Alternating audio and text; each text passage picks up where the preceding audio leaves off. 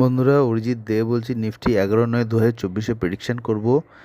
Nifty যে bullish candlestick তৈরি করেছে সেটা কিন্তু স্পিনিং টপ টাইপের একটা ক্যান্ডেলস্টিক, এবং যদি দেখা যায় যে নেক্সট দুদিন যদি ও বুলিশ ক্যান্ডেল তৈরি করে তাহলেই কিন্তু বুল সুপ্রিমেসিটা আমরা ধরতে পারবো। আদারওয়াইজ যদি বিয়ারিশ ক্যান্ডেল তৈরি করে সেক্ষেত্রে কিন্তু নিফটিতে দুর্বলতা আসতে পারে।